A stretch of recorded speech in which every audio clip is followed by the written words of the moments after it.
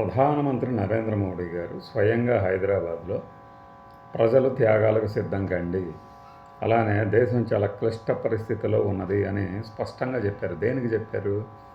ఇది దేనికి సంకేతం? పెట్రోలు డీజిల్ ధరలు పెరుగుతాయని. ఇంకా ఆయన చెప్పిన మాటలో అయితే బంగారం కొనటం కనీసం సంవత్సరం పాటు కొనము అని మీకు మీరు శపథం చేసుకోండి అన్నారు. అలానే ఏ ప్రభుత్వం కూడా, ప్రపంచంలో ఉన్న ఏ ప్రపంచ దేశాల ప్రభుత్వం కూడా పొదుపు చేయండి అని చెప్పదు. ఎందుకు అంటే పొదుపు కనుక పాటించడం ప్రారంభిస్తే ఈ వ్యవస్థల్లో మార్కెట్లో డిమాండ్ తగ్గిపోతుంది. డిమాండ్ తగ్గిపోతే ఉత్పత్తి తగ్గిపోతుంది. ఉత్పత్తి తగ్గిపోతే పారిశ్రామిక అభివృద్ధి తగ్గుతుంది, జీడిపి కూడా తగ్గుతుంది. అంటే దేశం ఆర్థికంగా పెరగటం తగ్గిపోతుంది. అయినా కూడా ప్రధానమంత్రి మోడీ గారు పొదుపు పాటించండి అని చెప్పటం అనేది నిజంగా చాలా పెద్ద బోల్డ్ స్టేట్మెంట్. చాలా పెద్ద బోల్డ్ స్టేట్మెంట్. మనం గత వీడియోలో చెప్పాం, యుద్ధం జరుగుతున్న సమయంలో గల్ఫ్ వార్లో, అంటే ఇరాన్ మీద అమెరికా ఇజ్రాయెల్ దాడులు చేస్తున్న తరుణంలో మనకి యూరియా కానీ గ్యాస్ కానీ మొత్తం దిగుమతి చేసుకోవాల్సిన పరిస్థితిలో ఉన్నాము. ఈ ఆధారపడటం అనేది ఇప్పట్లో తగ్గేది కాదు. అందుకే యూరియా బస్తా డిఏపి టన్ను $1000 పెరిగింది. ఈ దశలో మన దగ్గర ఉన్నది ఎంతయ్యా అంతే అని ఆంధ్రప్రదేశ్ని ఉదాహరణగా తీసుకొని, ఆంధ్రప్రదేశ్కి ఎంత అవసరం యూరియా, ఎంత నిల్వలు ఉన్నాయి, ఇలాంటప్పుడు తొందరగా మేల్కొని ప్రభుత్వం ఏదో ఒకటి చేయాలి అని ఒక ఉదాహరణగా చెప్పాను. ప్రపంచం మొత్తంలో అత్యధికంగా ఎరువులు వాడటము, గ్యాస్ దిగుమతి చేసుకోవటము, బంగారం దిగుమతి చేసుకోవటంలో భారతదేశం నెంబర్ 1. మరి ఇప్పుడు ఈ యూరియా కోసం ఏం చేయాలి అంటే పొదుపు చేయాలి. యూరియా వాడకం అంటే రసాయనిక ఎరువుల వాడకం కనీసం సగం తగ్గించండి అన్నారు. అంటే మిగతా సగం ఎక్కడో చోకడ తీసుకురావటం, మన దగ్గర ఉత్పత్తి చేయటం, ఉన్న అవసరాలకు సరిపడా రాబోయే రబీ సీజన్ కోసం, ఈ రైతాంగం సీజన్ కోసం.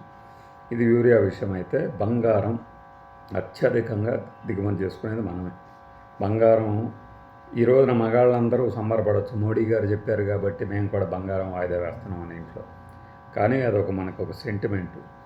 ఈ మధ్యనే రిజర్వ్ బ్యాంక్ ఆఫ్ ఇండియా గత నెల రోజుల్లో 168 టన్నుల బంగారం వివిధ దేశాల్లోంచి వెనక్కి తెప్పించింది. ఎందుకు అంటే, ఒకటి ఫారిన్ ఎక్స్చేంజ్ మనీ విలువ తగ్గకుండా మన దగ్గర పెంచడానికి, ఇంకొకటి సేఫ్టీ. బంగారం ఇతర దేశాల్లో పెట్టినప్పుడు ఏమవుతుందో, బ్యాంక్ ఆఫ్ ఇంగ్లాండ్తో సహా మిగిలిన దేశాల్లో పెట్టి ఉంచాం మనం బంగారం.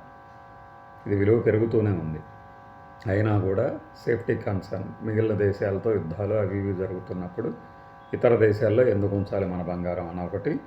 ఇప్పుడు బంగారంని కనుక విక్రయిస్తూ ఉంటే డాలర్ల ఫారిన్ ఎక్స్చేంజ్ మనీ మనకి రూపాయల్లో చూసినప్పుడు $94 దాకా వెళ్ళింది కదా మన రూపాయి మారకు విలువ. అంటే మనం $94 ఇస్తే $1 వస్తుంది.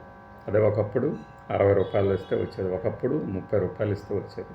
అంటే ఈ రూపాయి విలువ పతనం గురించి గతంలో అధికారంలో లేనప్పుడు కేంద్రంలో మోడీ గారు ఏం చెప్పారు, మన దేశ పరువు పోయినట్టే అన్నారు. ఇప్పుడేమో పోతూ ఉన్నా కూడా రూపాయి విలువ ఏమీ చేయలేని పరిస్థితి. ఇలాంటి పరిస్థితుల్లో మోడీ గారు వచ్చి హైదరాబాద్లో ఒక పెద్ద పిలుపు ఇచ్చారు. ఏమని? మీరు బంగారం కొనడం ఏడాది పాటు వాయిదా వేసుకోండి, పెట్రోల్ డీజిల్ వాడకం తగ్గించండి, ఎలక్ట్రికల్ వెహికల్స్ వాడండి, అట్లానే మెట్రో లాంటి ప్రజా రవాణా వ్యవస్థలు, ఆర్టీసీ లాంటి వ్యవస్థలను వాడుకోండి, పొదుపు చేయండి, మధ్యతరగతి వర్గాల ప్రజలు, పేద వర్గాల వాళ్ళు అన్నారు. వాస్తవానికి ఇది ప్రధానమంత్రి గారు చెప్పడం కాదు.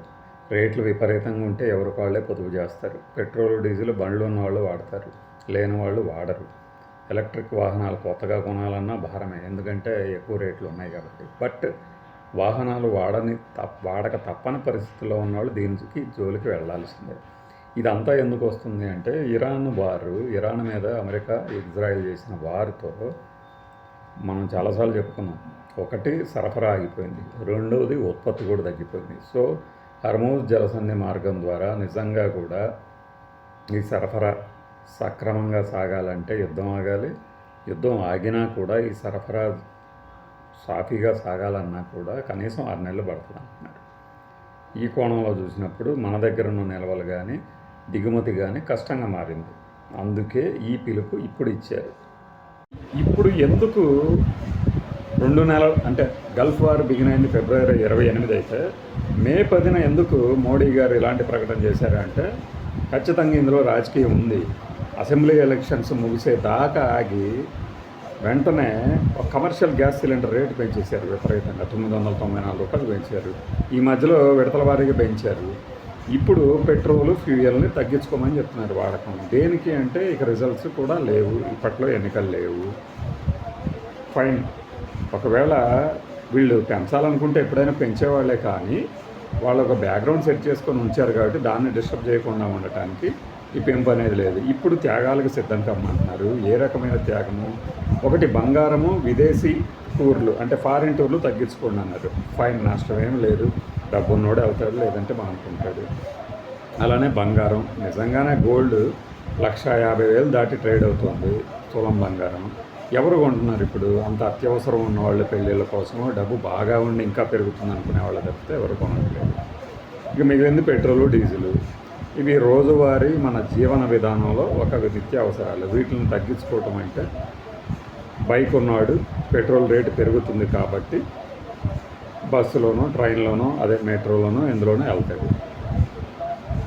మరి ఇంకా త్యాగాలంటే నాకు తెలిసి రాబోయే రోజుల్లో ఏదైనా రేషన్ కానీ పెట్టబోతున్నారా?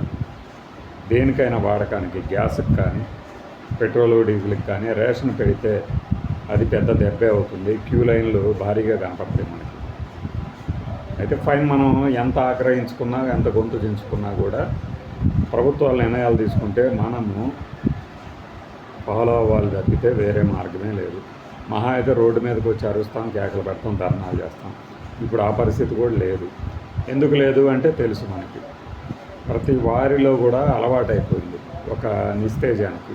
సరే, ఇదంతా క్యాస్కేడింగ్ ఎఫెక్ట్ అనుకుంటే ఇప్పుడు ఏం చేయాలి?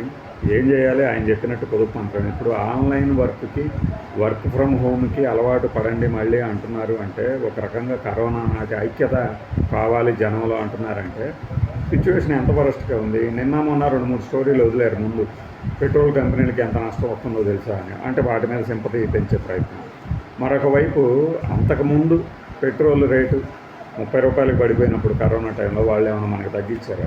ఏమాత్రం తగ్గించాలా. ఇప్పుడు మాత్రం ఎందుకు పెంచుతారు? బట్ మన చేతుల్లో లేదు కదా. ప్రభుత్వాలు ఏ నిర్ణయాలు తీసుకుంటే మనం శిరసావెచ్చాల్సింది. గ్యాసు, యూరియా, పెట్రోలు, డీజిలు ఇవన్నీ మనం ఎప్పటికప్పుడు దిగుమతి చేసుకునేది. ఈ దిగుమతి ఆధారాన్ని తగ్గించుకోవాలంటే వెంటనే జరిగేది కాదు. అట్ ద సేమ్ టైం వంట నూనెలను తగ్గించుకోమంట మాత్రం దారుణం. మీరు రేట్లు పెంచేశారు, లీటర్ కొనుక్కునే వాళ్ళు హాఫ్ లీటర్ కొనుక్కున్నారు. ఇంకా వాడకం తగ్గించండి అంటే ప్రత్యామ్నాయం చూపగలిగి ఉండాలి. పప్పు దినుసులు కానీ ఇంకోటి కానీ ఎంత రేటు పెరిగింది అనేది ప్రతిరోజు సరుకులు తీసుకొచ్చే వాళ్ళకి అర్థమవుతుంది. అలానే వంటింట్లో పనులు చక్కబెట్టే వాళ్ళకి మాత్రమే అర్థమవుతుంది. ఇది మహిళా సాధికారికత అనే పేరు చెప్పేసి రిజర్వేషన్ల బిల్లు మీద ఎంత యాగీ చేసిన వీళ్ళు అంటే పాలకులు ఈ రోజున మనల్ని అన్నీ వాడకం తగ్గించండి అంటే రేట్లు పెరిగిన తరుణంలో అన్నీ వాడకం తగ్గించుకోక వేరే మార్గం లేదు. బట్ ఇక్కడ ఒకటి, 4 బెడ్రూమ్ ఫ్లాట్లు ఉన్నవాళ్ళు అంటే 4 2 BHKలో 4 ఇళ్ళు ఉన్నవాళ్ళు ఒక్క ఇంటినైనా ఉచితంగా అద్దెకిస్తారా? ఇది చాలా దారుణమైన ప్రశ్న నేను అడిగింది. ఇస్తారా? ఇవ్వరు కదా. అలా ఇస్తే నిజంగానే మనం పొదుపు పాటించినట్లు. ముందు మనం ఫాలో అయ్యి ఇంకొకరికి చెప్తే బాగుంటుంది. అంటే కష్టాల్లో ఉన్నప్పుడు పొదుపు గురించి, త్యాగాల గురించి మాట్లాడటం, సుఖంలో ఉన్నప్పుడు, బాగా సంతోషంలో ఉన్నప్పుడు వాగ్దానం వేయటం సరైన పద్ధతి కాదు. But this is inevitable situation. The world is like that. The crisis is all over the world అని వాళ్ళు చెప్తారు. బట్ నిజంగానే ఆ క్రైసిస్ మన మీద పడకుండా చాలా వరకు కాపాడుకోగలిగాం. బట్ ఇకపై రాబోయే రోజుల్లో ఆ సీన్ లేదు అనేది మోడీ గారి మాటలను బట్టి అర్థమవుతుంది. రాబోయే రోజుల్లో ఏం చేస్తుందో మనం అందరం చూద్దాం. మరి మోడీ గారి మాటల్ని మీరు సమర్థిస్తారా లేదా? మీరే చెప్పండి.